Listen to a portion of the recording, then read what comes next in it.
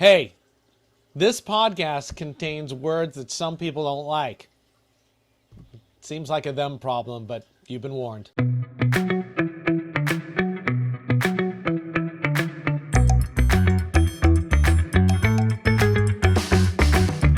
Welcome to Reef Beef. My name is Benjamin, My name is Richard. and today we have a guest on the show, Mark Vanderwall. Woo! Howdy. The biggest thing I can say for Mark is that he is a co-host of the Reef Therapy podcast, but I'm pretty sure most of y'all watching are gonna know that.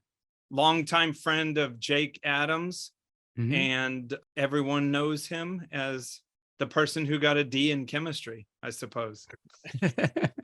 Yeah, don't listen to any reef chemistry advice from me. Even though that's like the thing I'm tinkering with the most right now, and I have no idea what I'm doing. I'm just like, no, I'm gonna do this, see what happens. Yeah.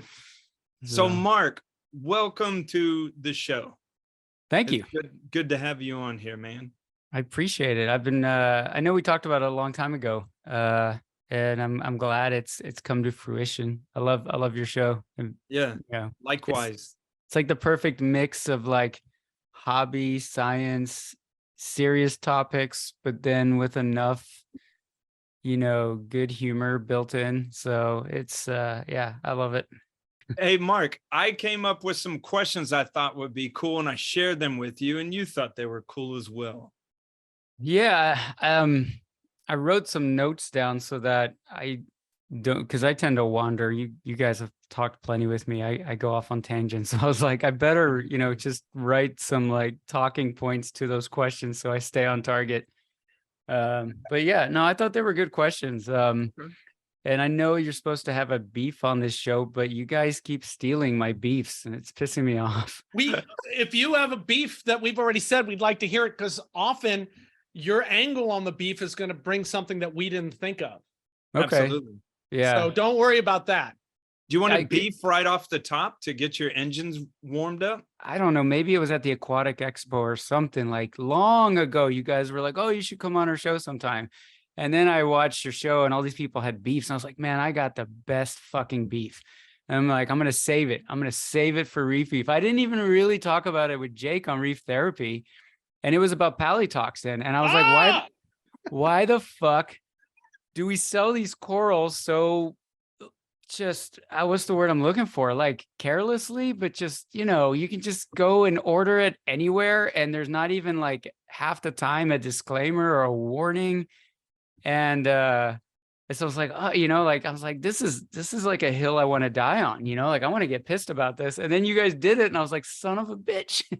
But you guys had a great story and a great angle about it. And I kept thinking about the trash guy. Like, what if he got the poof in the face? And then he's like, goes to the hospital and goes, I have no idea what's happening to me, so. It's the same as people who like, I just threw the rock out in my backyard. It's like, well, Yeah. If the dog gets it, you have no fucking clue what's going on. What are you doing? That sucks to be like getting bitten by a snake, but passing out, and they drag you to the hospital and no one can answer like what sort of snake it was. Right. Well, I know. Like when I tell people who are keeping like a blue ring octopus, don't keep a blue ring octopus. Don't. But if you got a reason to keep a venomous animal that nobody knows about, which is all venomous animals, I to put a thing in your wallet that says, I have a blue ring octopus, yada, yada, yada. Here's a website that talks about what to do. Do CPR fucking immediately and don't stop. Right. And then you have that on the side of the tank as well with links or a QR code. And have it in both places, because if they find you next to the tank. But what's weird to me is people kind of now are like, their minds are kind of wrapped around the idea of not to keep blue ring octopuses because of the potential. Yeah. But there are so many people who are just like, polys are awesome, why not? And it's like, we actually don't have anyone, I don't think, maybe one person, maybe two, who's gotten any kind of reaction to tetrodotoxin from I'm looking over here, you're not even over here, you're over here. Puffers? From blue ring octopuses. But we've got, more than two hands, probably 4 hands worth Yeah. of vetted and, you know, people who have been poisoned by polytoxin. I mean, we got 3 of them right here. So it's That so I don't explains so much about Ben too. yeah. Yeah. Why do you what do you think is going on? Why are they dug into pallies so much? I don't know. And I don't think the juice is worth the squeeze. Like I think they're cool. I think, you know, Grandis Paleothoas are really cool looking, but I don't know if they're much cooler than green mushrooms or any other coral. And it was weird because so Jake had like a really nice collection for a while, and he was like, I'm going to send you some. And I was like, I don't want any. He's like, I'm going to send you some. I'm like, I don't want any. I have kids, you know, and I like to go camping and, you know, hang out with grizzly bears and stuff. And one day, like, I'm going to get eaten. And then my wife's going to have to tear down the tank because I'm dead. And then she's going to die because of the Paleothoa grandis that you sent me, you know? And I mean, I don't have any of that crap in my house, even though my kids don't really mess with my tank and they're old enough not to do stupid stuff. I just don't do it. And, you know, not to go jump right into like his passing, but I like before that, like when he started talking to me more about, you know, about to be a father and stuff, I was in the back of my head, like I was waiting for him to have a kid and then have that, like, you know, I mean, I'm not saying all men do this because there's obviously a lot of shitty dads in the world, but the good ones have like a transformation, right? Like, it's like, oh shit, it's not about me, it's about the kid. And like, and I was waiting to have that conversation with him of like, so you still think it's a good idea to keep those, you know, like once he had a baby, like running around the studio. Just because I think maybe part of it is if it's just you, you're like, I got this, you know, you're like, there's that overconfidence of like, I'm not going to fuck up. But it's like when you have other people living in the house with you, you've got kids and then you guys brought up the trash guy. And I'm like, shit, there's like, it's not even about the immediate family. It's like, you could be screwing somebody up that you don't even know about, you know? And so I don't know. I don't get it. I mean, you know, you go on Discovery Channel and you watch shows and like everybody knows what a blue ring octopus is, right? Like my neighbor knows like, oh, those things are deadly, and like, you know, has no idea what, like whether corals are animals or plants. Maybe it's just that like there's not like a Discovery Network episode about them with really intense music, you know, and then like they show the guy, like the reenactment of the guy going to the hospital, and maybe that's what we need. You just need to. I mean, I still feel like a lot of people, even though, I mean, we can't forget these circles we talk in. This is us, but there's people that don't go that deep. There's a lot of saltwater aquarium keepers that probably have no idea. Yeah. I think you give a really good point about being killed by a grizzly bear. I mean, you know, if you got a bunch of venomous shit in your house and you die without letting people know you've got venomous shit in your house, you're an asshole. Right. I mean, can you imagine first responders coming to your house with your fucking venomous snakes loose because they killed you and you don't have a sign that says, hey, first responders? You're a dick. Yeah, exactly. You're a dick. Don't be a dick. I still talk to people all the time that don't know that foxface, the top spines, you know, aquarium keepers. Oh, I had no idea. It's like, damn, read up a little bit. Yeah, especially like if you've got people that go into anaphylactic shock from like a fire ant bite, you know, I'm not a medical person, but I mean, how do those type of people react to, say, you know, lionfish venom or a foxface, or, you know, I mean, I don't know, you know, like I have a friend who has a kid and like any insect bite, you know, they got to pull out an EpiPen, and Yeah. I wouldn't want to test a foxface with that kid, you know? Yeah, some people have very mild to no reactions and some people have severe reactions. So it's all up to the individual. So yeah, why are people so, is it the collectoritis? Is it if you take away a coral, you might take away another coral, and we should be able to keep anything we want? Freedoms. Give an inch, they're going to take a mile, you know, it's that fear. There is another part to this that it should so Mark, like I spent about 10 years in 5 different fish stores from Dallas to Houston. And there is, I don't know how to put my thumb on it, but there is this type of person that comes into a store and would know full well what's the dangerous stuff. And it's just like, why, dude? You know, all the, you know, some people that are like the predatory fish only keepers, and, you know, I want an emperor snapper. Emperor snappers are terrible. Yo, I want one, bro. Get out of my store. Yeah. Yeah, I'm There are gonna stores piss that somebody cater to off. you. Go to them. Yeah. Yeah, I'm gonna piss somebody off by saying this because inevitably somebody's into this kind of stuff. But I always laugh at the YouTubers that keep venomous snakes or hot snakes. And they always have this like, normally you should be doing these safety measures, but you know, I've been doing this for 20 years, so I'm gonna do it more lackadaisical because I'm a pro, and they're on the camera. And I'm like, I'm not a venomous snake expert, but those safety measures aren't in place to help accommodate inexperienced people. It's because shit happens. Like people trip on sidewalks, people get into car accidents in parking lots, right? Like shit happens.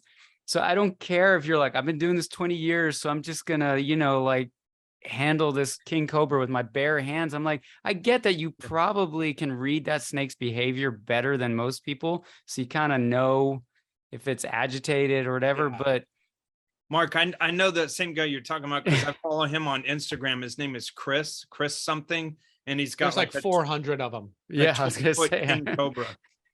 And yeah, it's like, and he like pulls it out, and it's like and like the whole time I'm like, that thing's gonna bite you in the face, take you know? one bite. One But bite. what about this? I'm sure all 3 of us has done this. We have a switch that goes bad in the wall. We get a new switch. We pull it out. We don't turn it off at the breaker.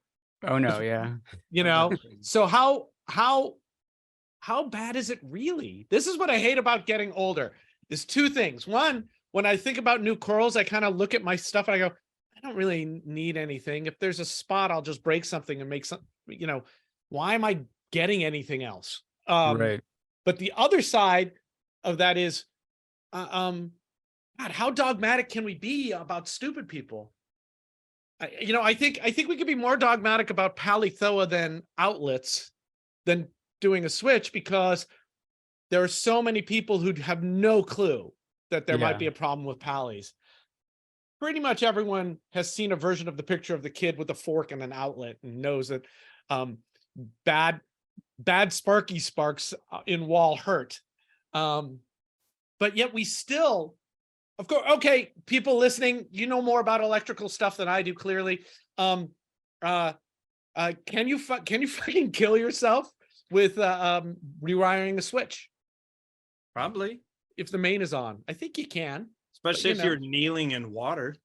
Oh yeah, with your tongue inside of something that's electrical. When I was a young teenager, we had a guy come through and would clean the carpets all through our house. I had a waterbed with a heater on it, and it was this old style. The heater had a metal backing on it, and I went in my room, picked it up the floor. It's the worst I've ever been shocked in my life, because it was one of those times where I was stuck holding it. And I remember, I must have been 13 or 14, but I remember actually having enough time to think like, this is how I die. I had that at the glass studio, but I had a broken, basically spark plug that ignites stuff. And I was on my knees in water. No, but I was on my knees and I got hit and I went like, I fully stretched out. And while I was stretched out, I was like, I'm gonna die like Jesus. Yeah. then it went pop and I went, oh, wow, good. Okay. Because Jesus heard you and he's like, oh, hell no. I got to tell you this.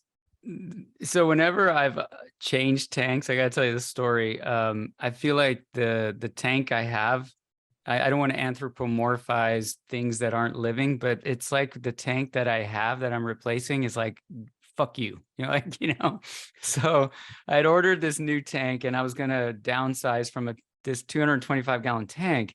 And I started ordering all this stuff. And then I'm at the office and my wife's like, there is smoke coming out of your aquarium stand. I was like, what?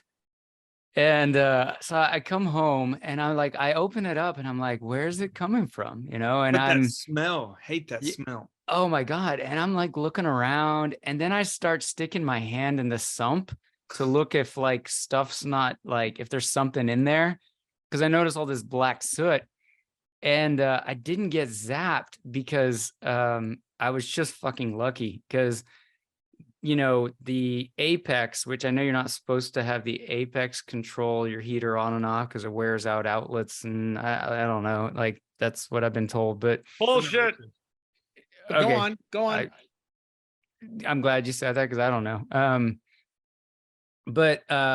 So the apex, you know, with its temperature probe was turning the heater on and off when it needed to, right? So it's like, and the electrical cord that goes into the tube of the heater had popped out. So it was just bare wire in my sump. And I just got lucky that when I was swishing around in my sump, you know, the temperature was good. And then like, I was like, I don't get it. And I'm looking at my wife, and then all of a sudden, like the thermostat was like, oh, gotta turn on the heater. And it's like, and I was like, oh shit, like I dodged a real bullet there. Wow. Yeah, I don't like heaters. Oh, that reminds me of something on that note, on the safety note. We talked about electrical stuff and disaster planning last episode. And somebody on the Discord, I'm sorry, I can't remember who, pointed out that I should really have a smoke detector under the house. Yeah. Which is absolutely true. And that was actually already ordered, but I saw their comment and I went, holy shit, I should have a smoke detector in the little room that I've made behind my tank now, where all the electrical is, with an exhaust fan. So if the fire got back there, not only would it be very difficult for the smoke to get out of that room into the other place, but it's being fucking vented. So so you wouldn't know. I wouldn't even know. So two more smoke detectors coming my way. So I had a good ad for the disaster recovery episode you did with Telegram. I really like his content, by the way. He's cool. And then you and I have talked to Rich, you and I have talked about generators, and you know, I'm a big fan of propane powered generators that you can buy now, the dual fuels. But what happened in your neck of the woods, Ben, Texas, was a real eye opener for me, because I live in the Southeast, and you know, when we get the ice storms, all the deciduous trees take out all the above ground power lines. So I'm more likely to lose power when it's cold outside. And, you know, there are all these people talking smack on the forums, like, why don't these people have generators when Texas had the whole power grid failure? And one guy responded like, I have a generator, but the internal temperature of my house was, you know, way below freezing, to the point that my pipes are bursting in the walls. An aquarium heater is really only built to heat your tank a few degrees above room temperature. And then some guy posted like, hey, you know, if you have a gas furnace, most of the energy to produce the heat is burning gas. You know, the only electricity that a gas furnace uses is to power the blower and, you know, the thermostat and the electronics, which is typically less than 600 watts.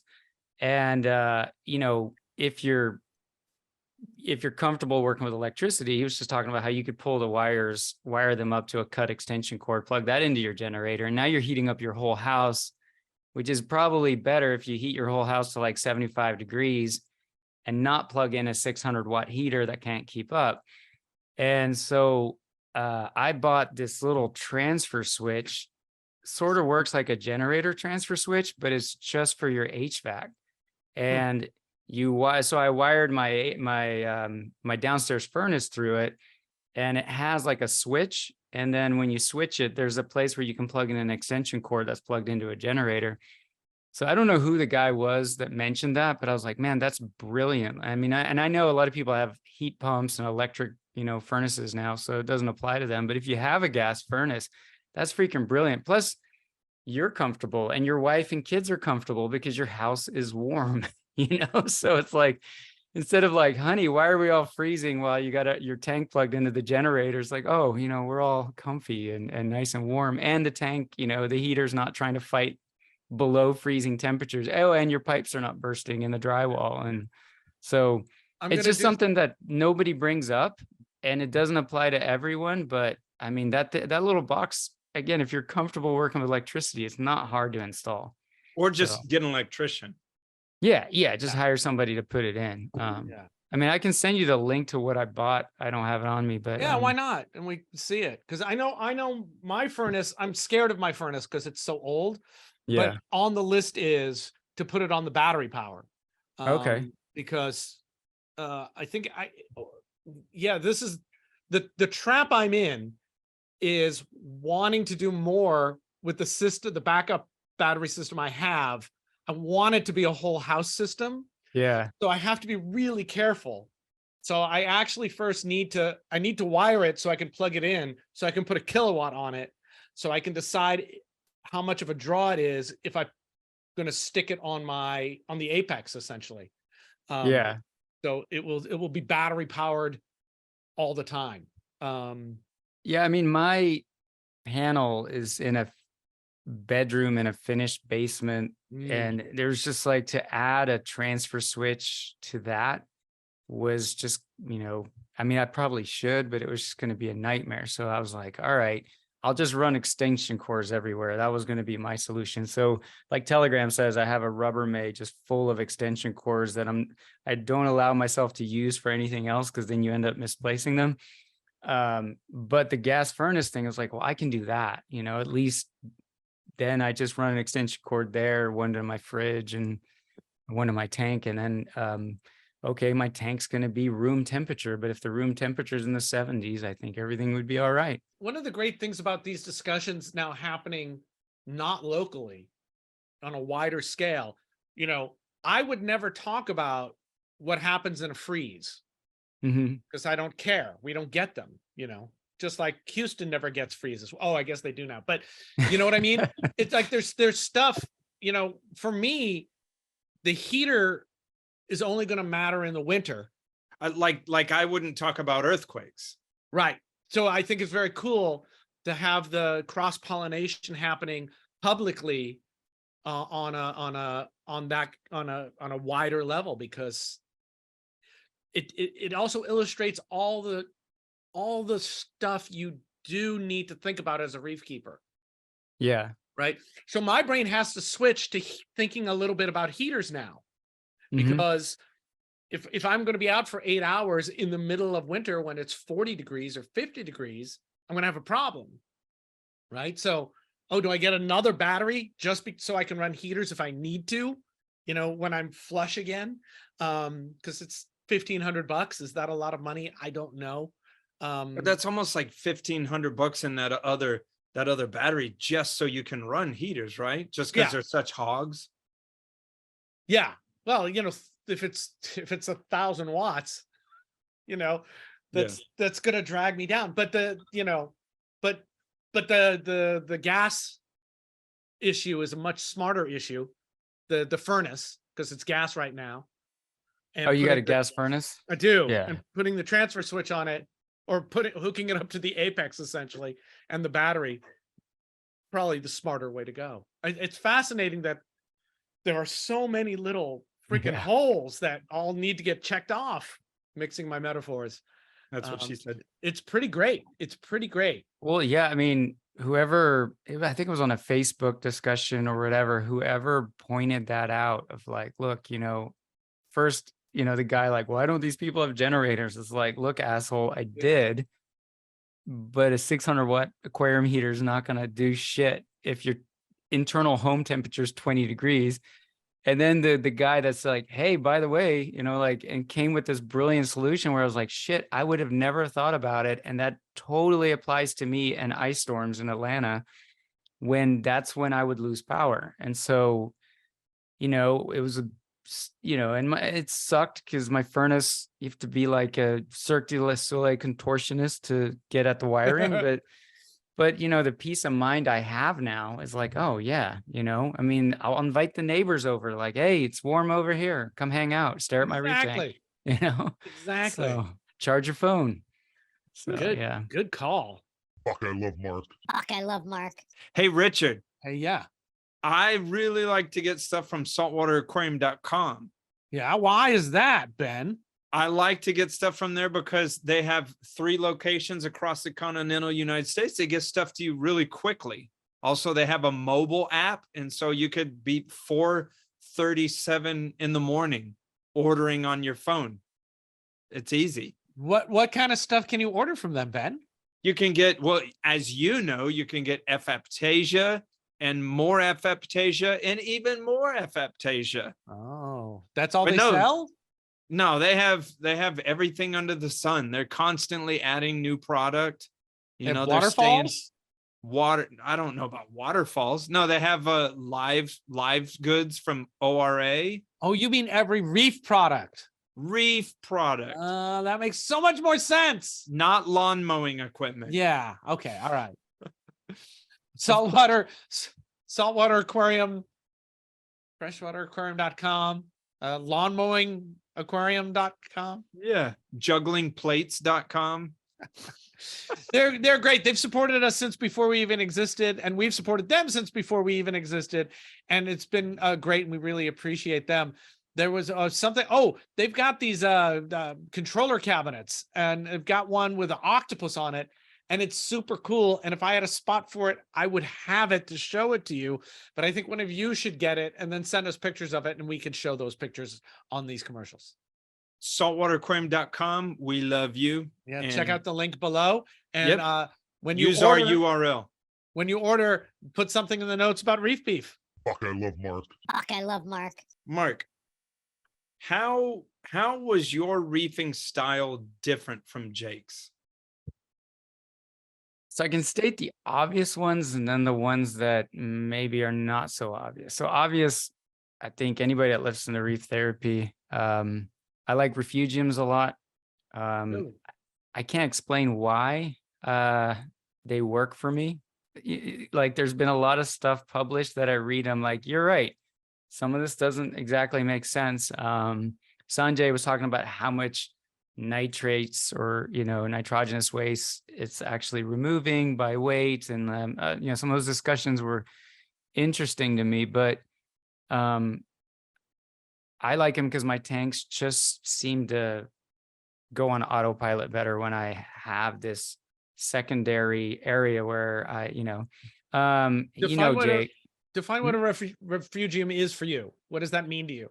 Yeah, and so Jake would always correct me and call it a macroalgae scrubber, but Yes. Is that what you're using it for? pretty much. I use it. It's one of those things. He was a stickler for like the details of calling something correct, but Big time. and if you're talking acans versus micromusas, like yeah, but I was like, refugium has been in our vocabulary for so long. Like I was like, all right, man, just can we let that one slide? But so you're asking what my definition of it is? Yeah. Because I completely disagree with what you just said, because I don't know. Anybody could mean anything when they say refugium. Yeah. So I need to ask because I don't know what we're talking about. I guess a better description is Jake's way of describing it, a macroalgae scrubber. I love turf scrubbers. I just haven't run one because macroalgae is fairly easy, as long as you can swing a decent light, like a reef capable light over it. And I just grow Cato and some Caulerpa still hangs in there. And then I harvest it once a month, about 3 pounds wet in my 180, and things just truck. But he was very, well, now you're in the business of growing macroalgae and now you have to, but I don't find myself dosing anything to keep it up, or, I'm not trying to accelerate the growth with trace elements, or I'm adding iron, or, I'm not trying to maximize its performance. It's just sort of part of the puzzle that works for me. And I'm not trying to supercharge it, if that makes sense. So to me, it's not really that much overhead, right? It's like, okay, once a month, I got to go in there with some rusty scissors and cut out, 3/4 of it, and then check on it again a month later. And pay for the So, light. Is it a display, or is it hidden away under a cabinet, or behind something? Or I would love to have a display Refugium. refugium. Okay. Yeah, but it's just in the sump. Gotcha. Yeah. Gotcha. It's just very traditional, like what people were big on in the early 2000s, I guess.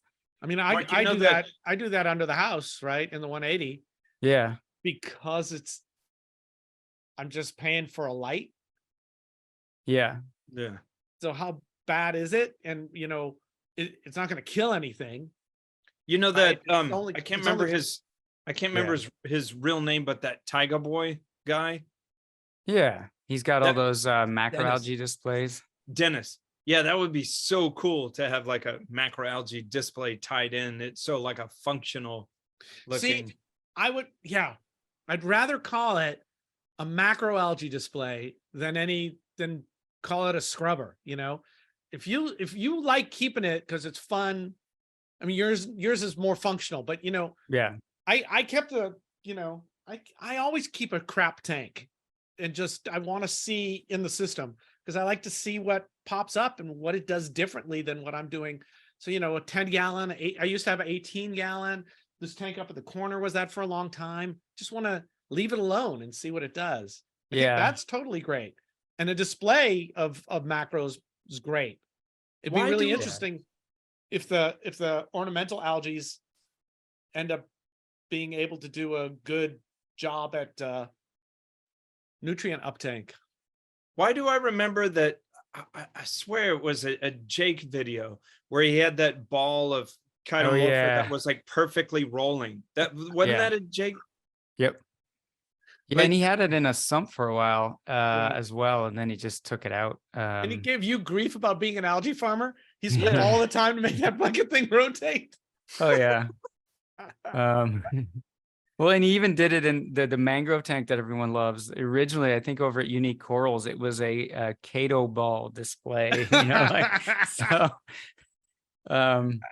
But yeah, I don't know what it is about it. It's just I've tried everything, man. I have an 80 style inland aquatics turf scrubber. I've tried carbon dosing, bio pellets, and I can do bare bottom Berlin, like full Berlin, but no sand bed, and that works for me. If I do Berlin with a sand bed, I struggle with seasonal cyano and other annoyances, which aren't the end of the world, but I'm a very lazy, like I always jokingly call my style careful neglect. And it's really, I want it to run with me ignoring it as much as I can. So bare bottom works for me, with Berlin style, where there's no Caulerpa or Kato or anything.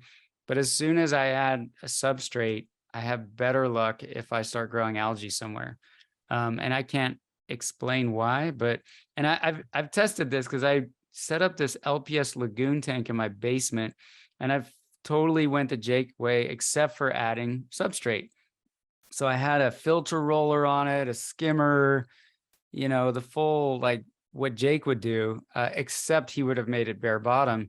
And I had issues, and like I was struggling, and it was pissing me off. And then one day I just threw a really bright LED above the sump, and I threw a bunch of Kato in there, and like 2 weeks later, like everything just settled in. And I was like, I don't know.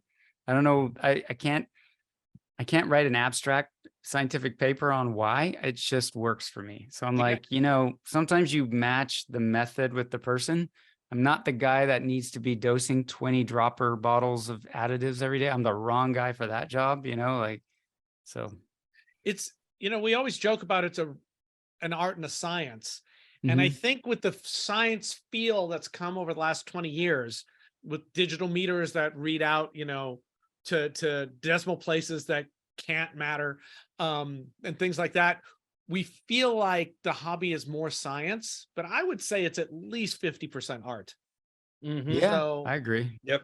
If you have tried stuff and you can't explain it, and you're not trying to force other people to do it, and it works for you, and it's not onerous or expensive, go for it, baby. But that's what sort of, I just had this like vision in my head that was sort of like an epiphany sort of.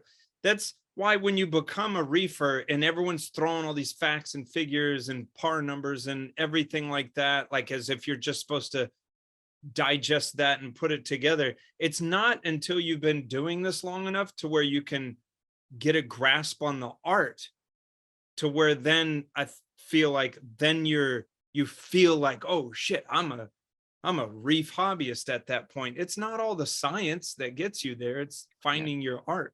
Yeah, testing is not testing. You don't test for testing's sake.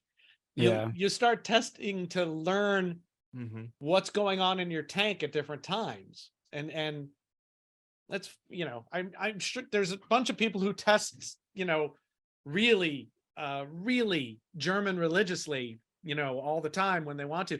But I think most people after about a couple of years go, you know what? Nah, I know what's going on. And if I've got enough skill now that if I see something weird, I'll start to test and check. I think I tested my phosphate maybe 3 months ago just for fun. Yeah. I have no idea what my alkalinity is in either of my tanks.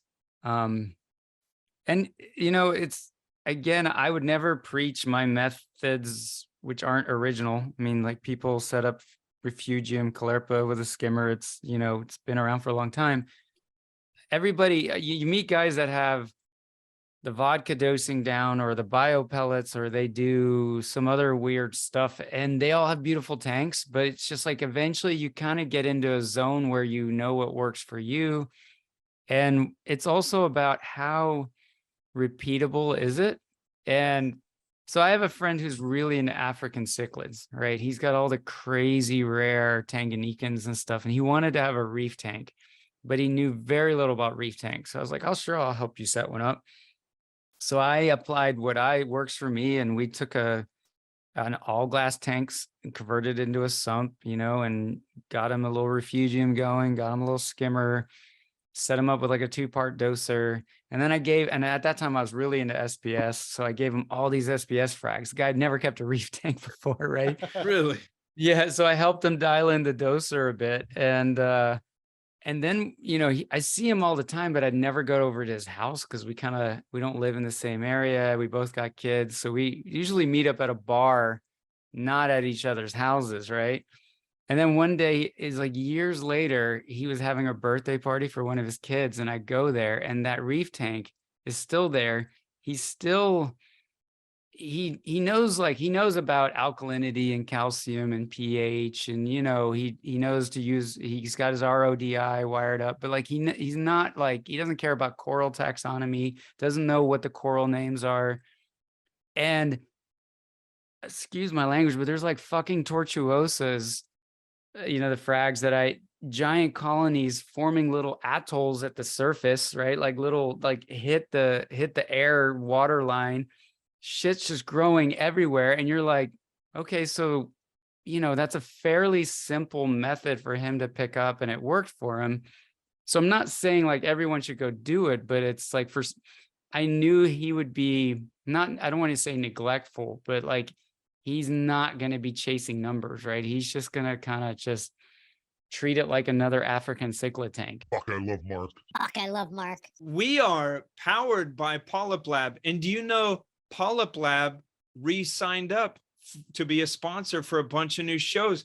PolypLab loves us. We love PolypLab. You can actually feel the power coursing through your veins of PolypLab. Right now, Richard is reaching for Reefroids. Now, Reefroids is a coral food, and it's something that when I first get to a tank, I will grab the Reefroids out. I have a backpack that I carry with me with all my stuff in it. I grab a fat pinch of Reefroids. I put it into the intake of the pump. This is the first thing I do. It broadcast feeds the whole tank. I put that away. Then I'm getting the water change ready. I'm checking saline. I'm doing all the stuff. Then I go to do the water change. I'm pulling all that off. That's sort of my thing, heavy in, heavy out. Excellent. PolypLab Reefroids. Get them. Powered by PolypLab. Fuck, I love Mark. Fuck, I love Mark. So wait, so this dude was sort of like, he didn't know the names of stuff, but he had shit growing. Yeah, and it wasn't easy corals because I didn't really have anything easy at define easy, but it was like, I gave him some tortuosa, some green slimer frags, some Suspicularia, which I know is a different genus now, but I like Suspicularia. It is? Yeah. Really? Yeah, and it's a way less sexy name. Like Suspicularia is cool. That's a cool Dude, this name. is where Jake was like, I mean, That's why I laughed when I was watching y'all's last Reef Therapy, and it was cool because Raj was talking about, you know, like people were like, how are you going to replace Jake? And he's like, well, it's going to take a team and no one's trying to replace Jake. But, you know, I had that thought when I was watching that. I was like, Jake was just one of those people that's like, to hear someone say like, how do we replace Jake? Motherfucker, Jake was not, he was one of those figures in our industry. He was not replaceable. Yeah. Well, and what's frustrating is that Remy's doing a lot of heavy lifting. He's working really hard. You know, obviously Raj is really trying to keep Reef Builders, you know, going and grow it. And it's like, you know, you get the comment like, it's not the same without Jake. And it's like, no, it never will be. But, you know, it can be something else now too. And maybe that something else doesn't appeal to that person anymore. And that's okay, you know, but it's like, you know, Remy's interesting because I don't want to call him a new hobbyist. He's been doing it a while, but he's not, you know, going down the deep level that Jake would. No, but I feel it. Yeah. But he has a perspective that I think is more approachable for someone who's just getting into the hobby or like still, you know, still in that learning mode. And so I don't know, you know, it'll be what it is now. And like it just, yeah. I barely know Remy. The first time I shook his hand, it was just me and him sitting there, was in Jake's studio, where it was me, Evan, and Keith from Reef Bum. We were the first 3 people there, and Remy was already there, or shortly thereafter. And I knew his face. I don't know a whole lot about him, but the whole Bahama Llama thing, and I've seen him at Aquashella. And it's funny that Reef Stock, every show that I go to now, it's like I'm finally at that like 90% where I know most people now, and I'm trying to chase down that last 10% of people that I don't know. and now I'm so bold, you know, because I'm just chasing down that last amount. And I was like, Remy, I'm not sure if you know who I am, but like I've seen you and I just want to put, you know, blah. But man, after watching a couple Reef therapies, like he is so good at something I'm not at, which is doing this, which is talking on a camera. I'm like, you know, he's got this, like, because he's got that radio personality. And he just, I feel like, you know, with Jake, I always felt like imposter syndrome because he just, you know, I knew he would correct me on every little thing. You know, it was like, oh man, I better say this right. Or, you know, he just had that coral taxonomy knowledge that I just didn't keep up with, you know? And then with Remy, I'm like, man, he's got that vibe. I don't have that, right? I'm just like, consummate professional. He's consummate professional. So being presentable in a show is just a skill, right? People think it's not a skill, think it's a God-given talent, or you know, science-given talent, nature, not nurture, but it's totally nurture. You have to learn how to do what Remy does, or what Keith does, or what I did in previous careers, right? Yeah. So you've got to learn it, but also, you know, with YouTube now, everyone, I almost think I wanted to do Reef Beef like we're doing Reef Beef as a reaction to all the slick produced stuff out there. Yeah. I'm kind of like, because somebody with no skill and no knowledge can do a slick thing, slick feeling, do a bunch of contests, and all of a sudden have thousands of followers. Sycophants. And it's strange to me. And you know, I'm not going to give anyone shit about doing that. It's just not for me. And I find the content to be, it's not what I'm looking for. Other people want that. I think that's fantastic. I think Remy is good on both sides. Remy, you know, when I met him, I was much more strident about influencer kind of people. And he was one of the ones, and I think I told him at Aquashella, I was like, dude, you're great. You're pleasant to watch. You've got the skills to be able to say all the words, and you've got an interesting angle to talk about. Yeah. You're doing a great version of these shows. Please keep doing it. So when I saw him was doing stuff on Reef Builders, I was like, score, good. That's going to be good. It's not going to replace Jake, but anyone who says it's not Jake is an idiot, because of course it's not Jake. No, but I've yeah. seen some harsh comments here and there. There was one underneath one of our YouTube videos about it. And normally I go under our YouTube videos and I love to go in the comments like, and occasionally though I won't like something if I don't feel good about it. And this guy was just going off about what Reef Builders is or isn't. And so, and Mark, this is my opinion on this. These are these interim period. And this is a gravel road. When with Jake, we had been driving on like a newly asphalted highway. These are just gravel fucking roads, man. This shit will smooth out. No fucking doubt.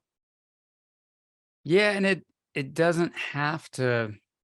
I would love for Jake to come back, right? I mean, what I wrote in Coral Magazine, and the reason I disappeared for a while was because I was one of those people that was like, I mean, this sounds stupid saying this now, but in the moment, right? In the emotional moment, I was like, I was sad, I was upset, but I was also like, fuck, what does this mean for the hobby? Just because I felt like he carried a lot on his shoulders for this hobby.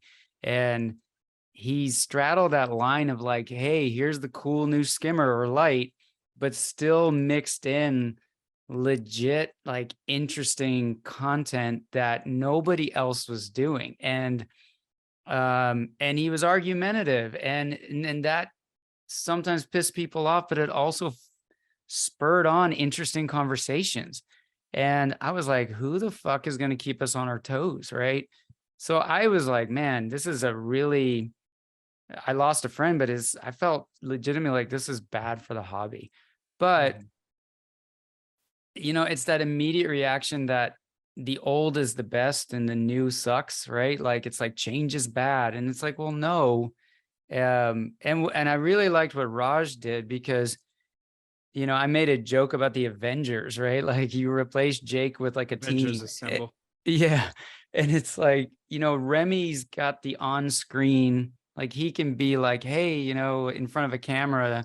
But then you've got, people like, you guys and everybody else that can like contribute to the depth of knowledge that Jake was contributing as well. So, if there was one thing that was wrong with Reef Builders was that it was all riding on, and I say this every time and I feel like I'm going to piss off people like Evan and Jeremy, but I don't mean it like that. I just mean like a lot of the weight of Reef Builders was on one dude. And, it's like in my corporate job, you can't say, now you have to say, well, if Ted won the lottery and quit, like, would the company be in trouble because he's the only guy that knows how to do XYZ? We used to say if Ted got hit by a bus, which I thought was a lot funnier. You can't say that anymore.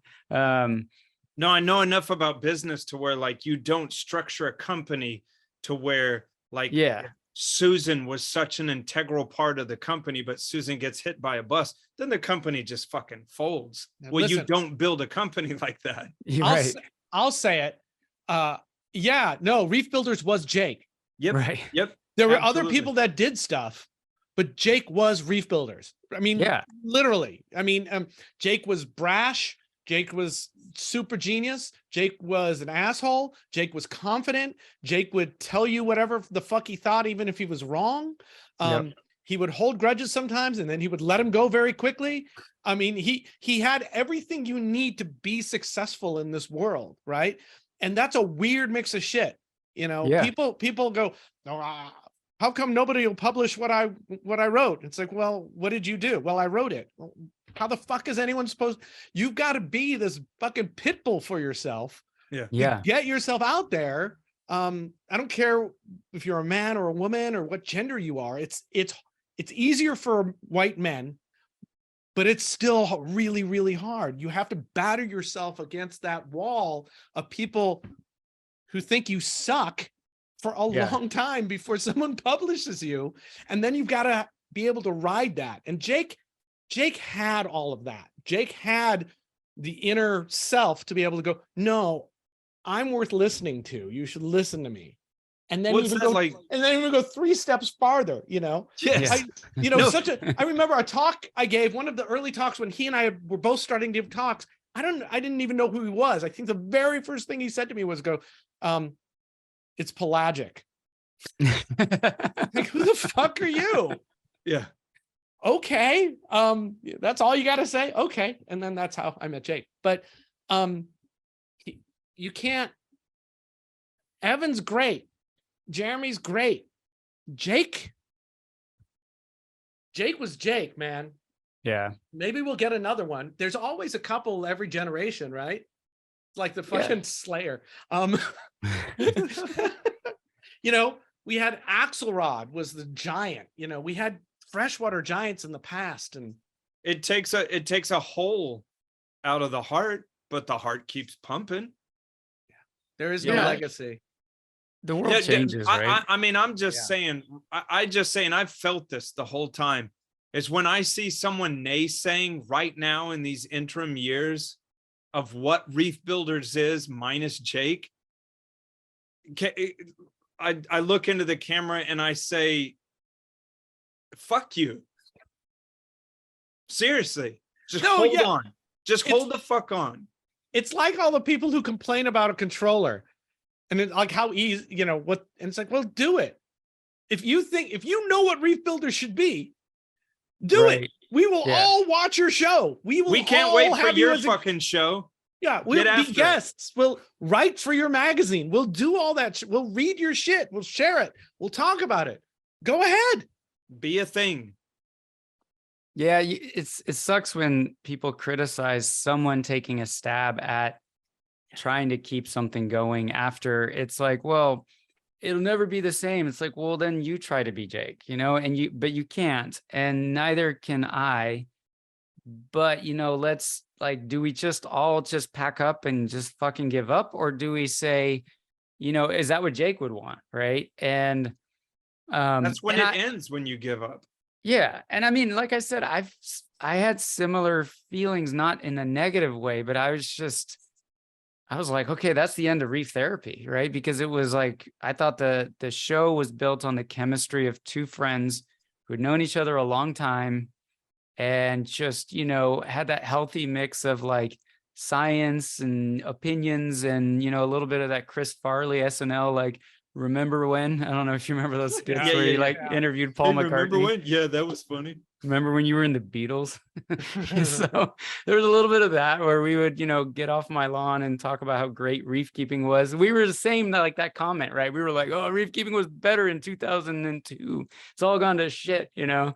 So I get some of that sentiment too. I felt it, but I just thought, I was like, it's over, you know, like, what do you guys want to, and part of that was just the approach was like, oh, Mark, you'll interview people. And I was like, well, Keith does that and Keith nails it, right? Like, you guys do it. You guys nailed it. Like, I don't want to be like the third guy, like, so Richard, what's going on with your tank? You know, like, I didn't want to do that. I mean, I have a day job, but then when Raj started, you know, orchestrating things, and I was like, oh man, and he's got like Jake's tenacity, right? Like, he's just like, I'm going to make this thing fucking work. Yeah. And then he starts to bring people in. I was like, all right. So then at Reef Stock, I was sitting there like, man, this thing's got legs. Like, it, you know, it's gonna keep going, and that's great. So, and you're great, right? So you, I've known you for a million years. Yeah. You're a long-term hobbyist that has success, that can tell people what you do and what you think and why you think it works and why you think it doesn't work. And you keep your reef ear to the tracks, you know what's going on. And you're not caught up in the rest of it. You know, for you know, we're caught up in fucking producing a goddamn show and being worried about, is it working or not, right? And that's, I'm trying to kill as much of that as possible because it's making me crazy. Richard struggles with that. You got a very easy, vetted skill base, and you're pleasant on the eyes. I don't know. Thank you. No, you know, you're a good, solid reefer that's articulate and not obdurate, and you listen and you reflect, and good conversations are had with you. It has always been that way. So when Reef Therapy started, I was like, of course it's Jake and Mark. I did not get it at first just because I thought everybody'd be like, who the fuck is this guy? So, but Jake, being the tenacious Jake was like, we're gonna do this. And I was like, all right. So I was very reluctant. And I still feel that way. I mean, I'm just a hobbyist with some opinions and I don't know, it's Really, so are we all though. yeah, but some of Absolutely. us just have a giant fragile enough egos to keep pushing shit out there and hoping people like us for it. Meh. Does it matter or not? I don't know. I think, there's so many reefers that are better than I am, Fuck, I love Mark. Fuck, I love Mark. Hey, Richard, Yeah. Champion Lighting and Supply. We're your friends forever. Champion Lighting and Supply. We love beluga whales. Todd Kunkel likes beluga whales. Wait, that's not what a sound that belugas make. But anyways, the owner of Champion Lighting and Supply, Todd Kunkel, he loves beluga whales. No, Champion Lighting and Supply. Check them out. Champion Lighting Supply. Go check it out. Go to your computer right now. Pause this. Go to your computer and just look. Just do it. Just look. Look what they have. They have all sorts of stuff. So check them out. Champion Lighting and Supply. They're great. They've got all the stuff that's hard to find. They've got. So I love them. Champion Lighting and Supply. Thank you. Fuck, I love Mark. Fuck, I love Mark. Hey, Yeah. Mark, this is a perfect place to pivot. And I want to ask you, I know you're going to beef on this. Do you think the hobby is headed in a good direction or a bad direction? So the way I thought about this one, probably good as a whole. Maybe not so good for what I like or what makes me happy. And I know I'm not alone in that. I won't mention the person's name because I don't want to don't bring me into this shit kind of thing. But I was having a conversation with like a longtime reefer who's in the, represents a big brand in the company or a big brand in the reef keeping business. And we were just chatting and I was just asking like how his reef tank was going and this and that. And he's been around in the hobby forever. And he's like, oh man, I really got into collecting endemic plants from my state. He's actually from your state, Ben. And he's like, yeah, so, but he was just talking about how the community and the hobby of these like native plant collectors that grow and collect seeds and stuff. He's like, it reminds me of the hobby 20 years ago, and then Scott Fellman, I had a freshwater. Scott. Yeah, you remember that dude? Yeah. He did the whole 10 and aquatics. Yes. And I checked on him recently just because I used to have a planted tank with a lot of his botanical stuff in it. And he was talking about how he took a break because he was worried that the freshwater side was starting to turn into the reef keeping, like the things he didn't like about reef keeping so much anymore. And I feel like Scott, if he's listening, I feel bad quoting him, but like he had the best quote. And I know what Richard's going to say to this, and I agree with him. So I'm going to jump the gun on that. But so he said, a largely superficial endeavor dominated by the marketing and glorification of acquiring tiny, overpriced, exotically named hype collector coral frags and expensive gear, placing material acquisition or superficial hype over knowledge. And I was like, whoa. Oh my God.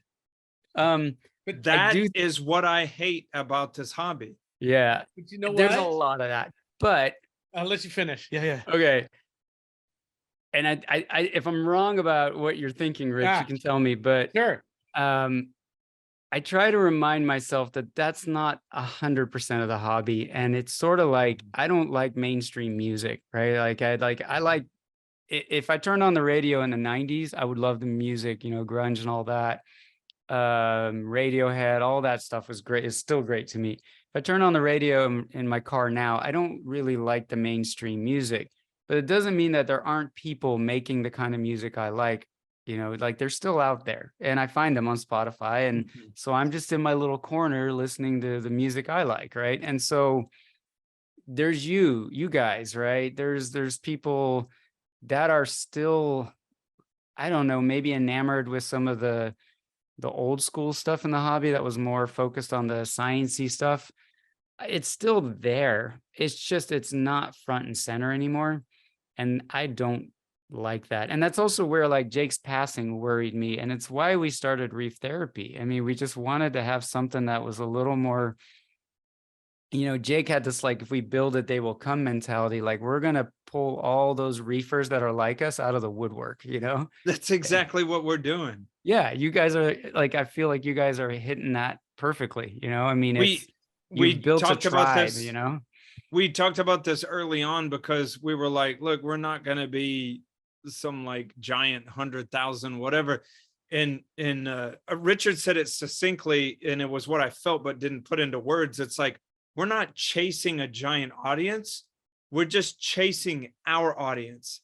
Everyone else that doesn't fit into what would be our audience can just pass through the net, and we're just collecting our audience.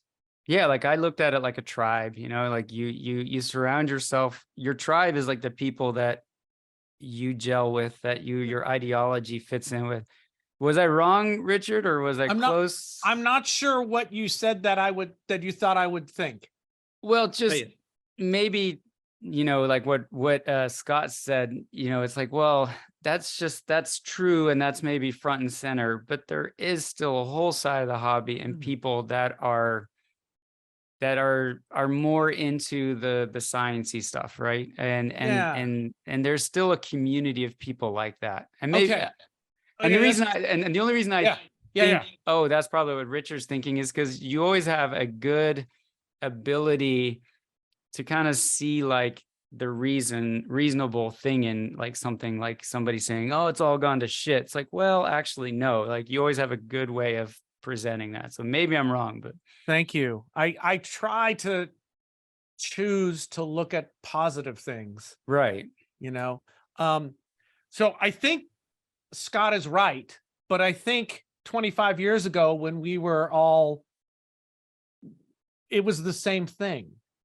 Yeah, essentially, we just didn't notice it because we were too buried in going, fuck, is 10 nitrate really bad or is it not?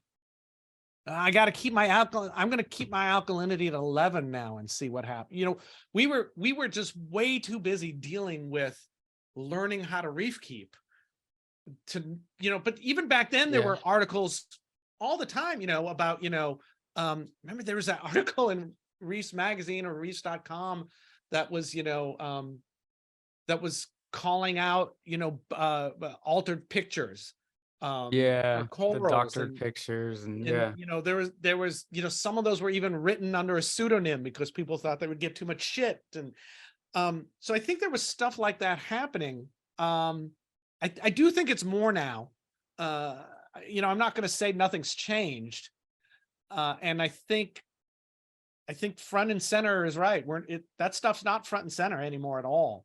The thing that, so I guess we're pretty close. I guess when you could take my spot. And I'll just jump in the vat that's growing another Jake in the back.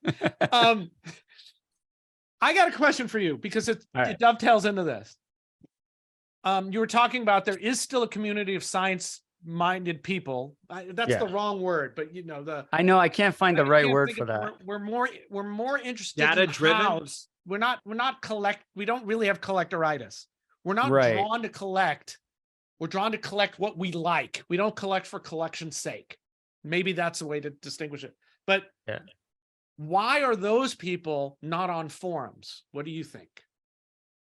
Which people? The people of the community that you think that I think is out there still. Because I think it's there. I just think there's no way for us to talk. Tired of it? Yeah, I would say, well, I think forums, if you think about the medium itself, right? I mean, I was on the reef keeping, it was like an email list back in the 90s. and then there was Deja, and then there was Aqualink, and then Aqualink was heavily moderated. So then John Link, I think that was his name, John Yeah. L, created Reef Central and then reefs.org. But it's a medium that's been around for a long time. And I think that people that, well, shoot, I'm sort of already killing my argument, because I think for those of us that are in our 40s and 50s, we're like, I ain't got time for that shit anymore. But then your question also poses like, well, there's got to be like, let's just let's use nerd as a compliment, right? Like the nerdy reef keepers that are younger, like, are they on there? And I don't necessarily know if they are. They are. They are. I still stalk forums because I like to feel like I'm feeling like what's going on, right? Yeah. And there are people doing some really good work on some of the forums. I'd like to get them off of the forums, because I think the forum is a black hole where good work just gets buried under hundreds of tons of mediocre stuff. And I have this helpful nature. Like, I always want to help people. I don't know where, it's not, I enjoy it. Like, and I'll see somebody ask a question and I'll write like a 2-paragraph answer, and then I just fucking delete it, because I'm just like, the fuck am I doing? Like, this is just going out into the ether, and somebody's gonna insult my mom, and I'm just gonna Mark, I get that. I get that too. The helpful thing from having been in I did 10 straight years of retail. Yeah. And it's like, I can't get rid of that part of me, is like want to shepherd people. But sometimes you get stung and it's like, why do I do this? And then someone listens to you and you're happy again. It goes back to, I think somebody said, I asked why do we relate so well to people who keep plants? Because I'm, buying all these plants for my yard and then like totally nerding out on plants right now. Dedication. This person, Reefer Girl, she commented on the Reef Therapy. It's like, well, it's the enjoyment of nurturing something, right? And that makes sense. It's like there's something great about making something thrive and taking care of it. And maybe that's where that helpful nature also comes from. It's like you see a person that's sucking at nurturing something and you want to help them. I don't know. But yeah, I don't, I also think the nature of the forums has changed, right? And the most popular forum on the internet right now is really not my style or my vibe. So we've also tried, there's been tries at more experienced keeper forums. Yeah. But those have tended to languish out. I mean, because there's not, I mean, we're in a couple of groups on Facebook that we started just for fun, and there's no consistent posting. There's no, right? Because the Clubhouse is like, there's just, no one's posting. I tried to, because Joe Berger was, I think, I don't know what he's doing anymore. So I thought, well, maybe we make it a Facebook group. So I created a Facebook group and made everybody admins that I knew. Yeah. And nothing happened. And I was like, all right, I give up. And then like on the other one, I am like, sometimes I just post like, hey, I caught this problematic fish. And I'm really just trying to like get some dialogue going with people that I like, water. Yeah. Huh? I'm thinking maybe I have an idea. Okay. I have an idea. It's going to be another thing we all ignore. It may be, but I'm even going to write my idea down. I apologize. I have not checked out your Discord because no, I haven't downloaded Discord yet. No, it's fine. The Discord, you either do it or you don't. I felt like such a fool. I had zero idea what Discord was before we started doing it, and now it is a monster. It is. Discord. I tell you, if you live in a place where there's not much reefing around you for whatever reason, Discord, our Discord's great. It's a daily ongoing conversation that doesn't stop. Yeah. Sort of like a chat, right? Like almost like a chat room from back in the day. Yeah. And we don't always stay poignant, but it has like different rooms you can go in and supposed to talk about a certain subject, but it's like we've all become friends. It's one of those things, just like when I first got on Facebook in 2007, It's one of those things you start making friends that you had you were never going to meet these people. And then you solidly like make a bunch of friends. That's one thing I do like about this hobby is that the people that I've gotten to know online, some of them I'd never met until Restock, and everyone I met was cool. Like that whole don't meet your heroes or whatever. It was like everyone that I only knew from online turned out to be awesome in person. I didn't know you were tall like I am. You're taller than me though. You're tall. Yeah, but when I first saw you and I was like, come here, motherfucker. And I was like, shit, I didn't know you were like, Fuck, I love Mark. Fuck, I love Mark. Hey, Ben, Hey, Richard. I want to talk about the beefers for a second Oh, yeah. because they're really great. Oh, yeah. And beefers who think you're really great beefers, I just want to point out that there are beefers who are trying really, really hard I got that too. to love us. That's so rad. If you're not looking, there's a Lego Ben, a Lego Rich, and a Lego snowman. Very cool. From Jason Langer. So thank you, Yep. Jason. And if you don't know Jason, buy his cookies because they're awesome, and buy his scrubbers because he's awesome. I don't care if they work or not. What's the name of his company? Foursquare Aquatics. But the point is, beefers, we like you so much. Thank you for being beefers. And you can like and subscribe and share and become members and all that stuff. That's all great. But when you have those moments when you think, oh, I want to send Ben and Rich a compliment. Oh, but that's stupid. Or a comment. And you go, but do it.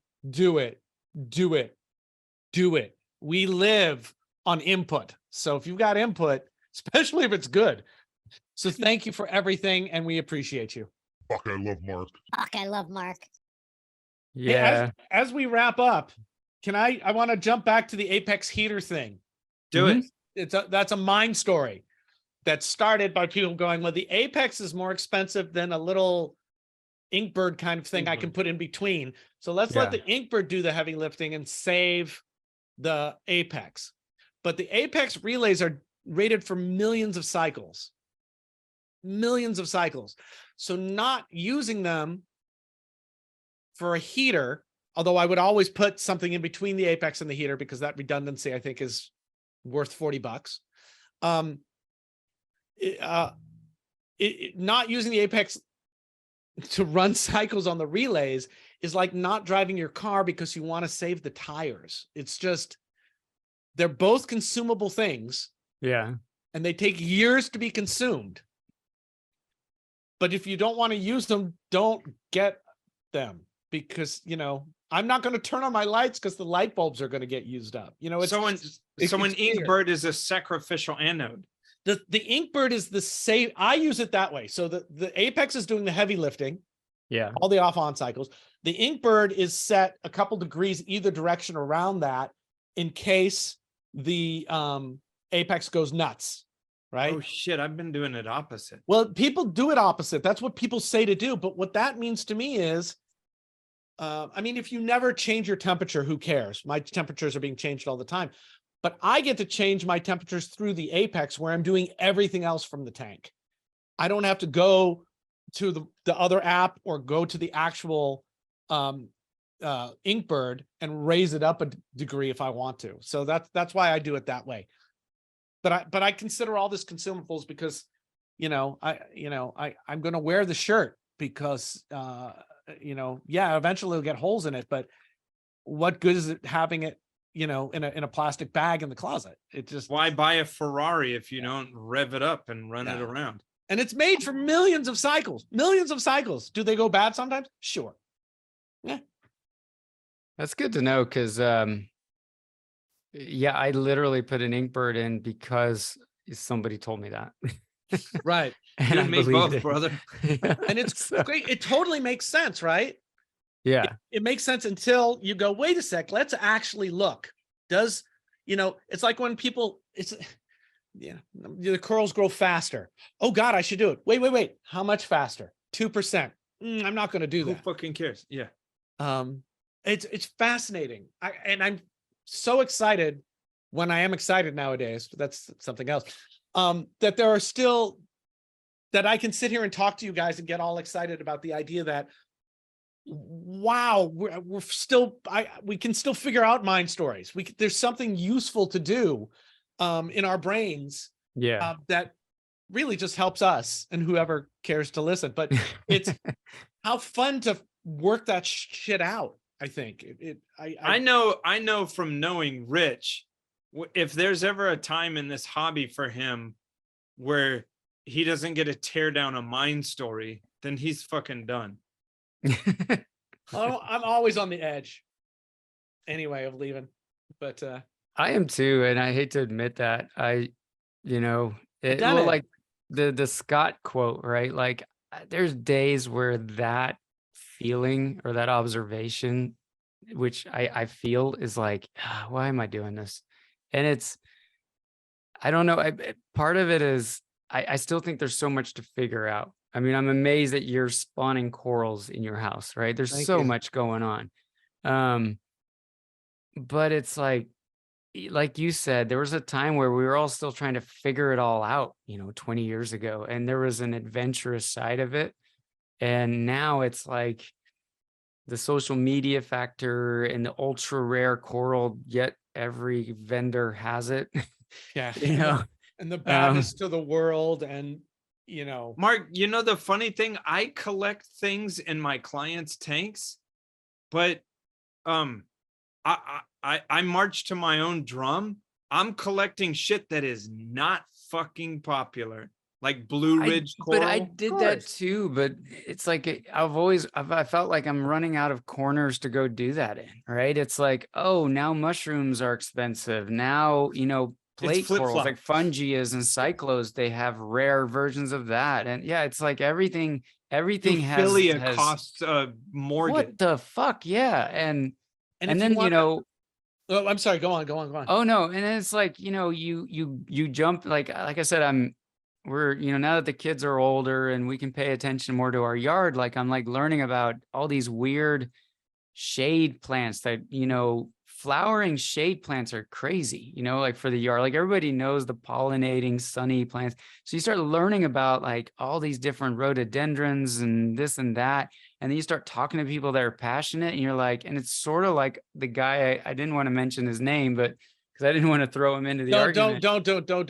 it. Yeah, but it's like, I get what he was saying. I was like, this kind of reminds me of, and the other side of it is that I'm learning again, right? I don't know. Right. I'm the least knowledgeable person in the room, and I'm like, hey, what's going on with this? And how long have you been reefing? Since 95. That's a fucking long same time. fucking year. Yeah. Same fucking year. That's really a long. Yeah, same fucking year. Nice. That's a long time to be in the same hobby. We get excited when yeah. there's something more to learn. But the problem with that is the things to learn now are really hard. Yes. Yeah. But it's that last 1%. No, it's the last 10%. 10. Okay, 10. So there is that attraction when you jump into something different, where it's just this green field, right? It's like this whole new world, like that you just entered, and you don't know what's going on, and you start learning about stuff, and there's chemistry and pH, and they're talking about, you're like, oh, I know what that is, like, because I'm an Aquarist.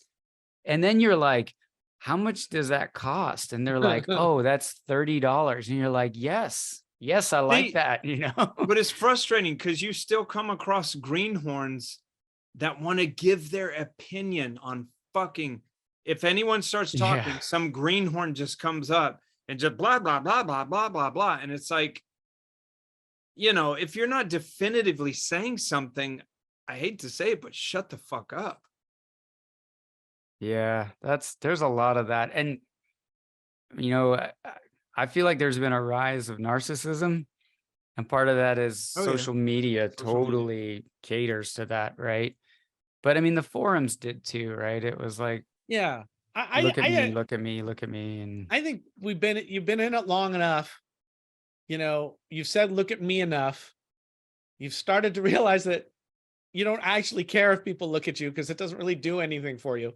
You know, and you get burned a couple times. would I rather sit with my wife and have a nice time, or would Yeah. I rather be working on an article for people to tell me I'm an asshole and then not read ever again? Or to even like, but but then it goes, it's gone, right? It's in the river. It's over. So I think we get tired. And I also think I think when you get good at something, you're looking at like, how else can I get good? How can I keep my edge? And why am I keeping my edge? And so when you look at your tanks, how often, first of all, how often do you look at your tanks? That's a good question. I look at mine every day, but I don't really like look at it, if you know what I mean. You know, do like it's me just- and go, yeah, okay. yeah, exactly. Yeah. I mean, this is funny. I remember being young and looking at a reef tank in the 90s. And it's hard to describe, but I'm telling you wholeheartedly, I remember almost feeling like I was high looking at a reef tank. Remember that? I remember looking into a reef tank and being like, what the fuck? Yeah. How are you doing this? And, it's funny looking back at it now, it's probably some shitball reef. Oh, yeah. Oh, for sure. Yeah. But it blew my fucking mind. It had like Aptasia everywhere. I had a 60-gallon when I was working at the first store I worked at, plumbed through the bottom of the underground filter. It was great. All kinds of rock, right? Navaricus Angel, and the whole thing, juvenile. The whole tank was covered in some hair algae. Nice. Right? And I was like, this looks bomber. No idea. It was just, I was so excited that everything was alive. Yeah. And then 2 years later, it was like, oh, what the fuck did I do? Why was I doing that? That's not what I wanted. I have pictures I took like back. So my first reef tank was in 95. My first marine tank, fish only, was in 91, 92. And I have like these Kodak film pictures of it. And I was so proud of my tomato clownfish swimming in cyano. Like the cyano was his anemone. Yeah. It's like I took a picture of it. I was so proud. And you're like, what the fuck? Like, that's horrible. That poor fish. I mean, sure, he was probably happy, but I don't know. Yeah, no. How excited are we by the animals now? How excited are we by the tanks? I still get excited. But in my business, because all I'm waiting for is someone rich to come up and I tell you this wholeheartedly, if I don't get a new client now and then, I get depressed. I have a really good business idea, but I don't have the ability to do it. If somebody, so with all these poor man's patent. Yeah. If somebody does this, I get 10%. Right. So all these high-end coral, glow in the dark blue, whatever, right? And some of this is inspired by what happens in like the freshwater world and in other hobbies.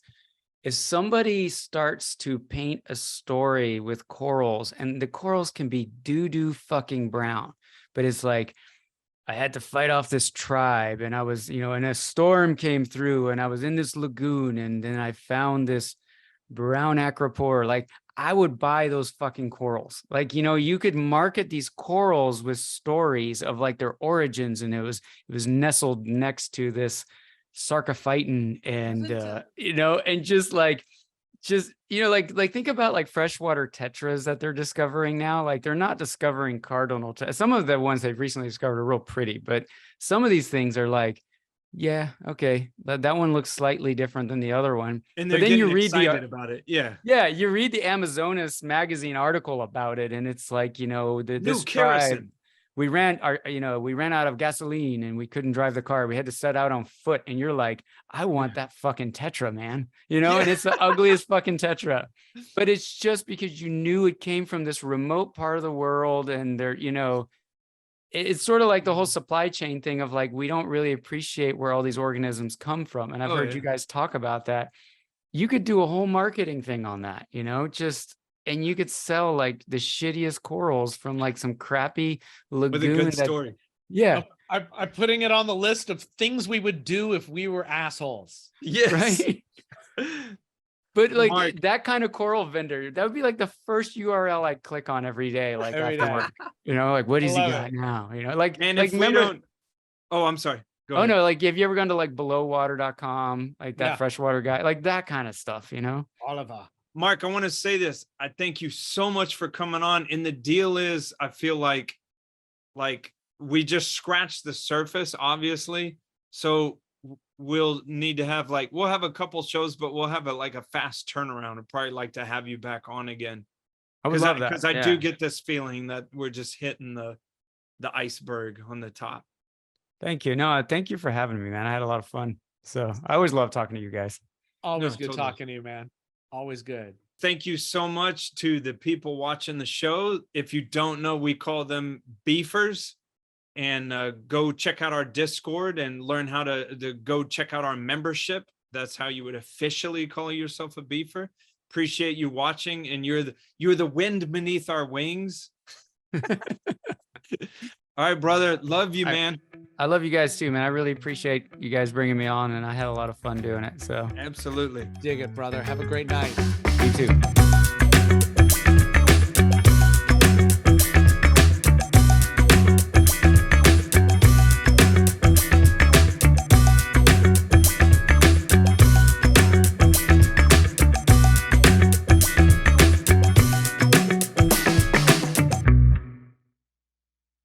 Mark, what up, baby?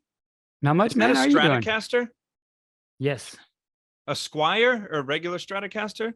it's a Fender. It's Sweet. it's a what do you call it? 60s reissue custom. Cool. So, and then that's a telly that I built. Oh, cool. Telecaster. Nice. Fuck. Fuck. Fuck. Fuck. Fuck. Fuck. Fuck. Fuck. Okay, we're good. This is Reef Beef, motherfucker. All that. You end up with multiple black belts, but yes. Yeah. That's exactly it. And the amount of work, just think of the amount of work it would take to be like the last. Well, we could even say it's Jake, right? We talk about Jake. We would put Jake in the 97, 96, 95. Did you hear any of this, Mark? No, I just jumped on like 5 seconds ago. Something about a black belt. Oh, all right. We should start the show, prep that conversation again, because it tied into Jake. So I don't know. You know, and then they You can say that I got a D in chemistry in college, so don't listen to any advice I give about reef aquariums whatsoever. Fuck, I love Mark. I got to show this real quick. My 6-year-old son made this at school. Is that your It's a- butthole? It's my butthole. Gee, come here. Come here. Hey, man. Grant, do you have my money? No. This is Grant, my 6-year-old son, and he made this YouTube play button for me. Okay, all the time he gives me grief that we don't have. He watches Mr. Beast, and he gives me grief that we don't have as many viewers as Mr. Oh my Beast. God. My son, who's turning 8 next month, has the same comment. He's like, he looks at the Reef Therapy like subscriber count. He's like, it's okay, Dad, you know, but he's like comparing me to like Mr. Beast. I'm like, dude, you know. Last time I looked, million, but it's okay. last time I looked at Mr. Beast, I think it was 150 million. Yeah. And Yeah. it's like, brother, daddy loves you. Daddy's gonna disappoint you. When I took my son to the studio last summer, when you know, and he met Jake, and he saw the YouTube plaque on the wall, and he was like, Oh shit. Yeah. he was To a kid, all so- you have to do is have any level of that in your Oh yeah, that's it. like he was like, I don't care about you, Dad. I just want to follow Jake around everywhere. Like he was like Jake's little sidekick, and then he fell madly in love with Windsor. Like Yeah. total, like, you know, at 7, they don't know what a crush is, but they know something's going on, you know? He's like, So- I gotta go to the bathroom.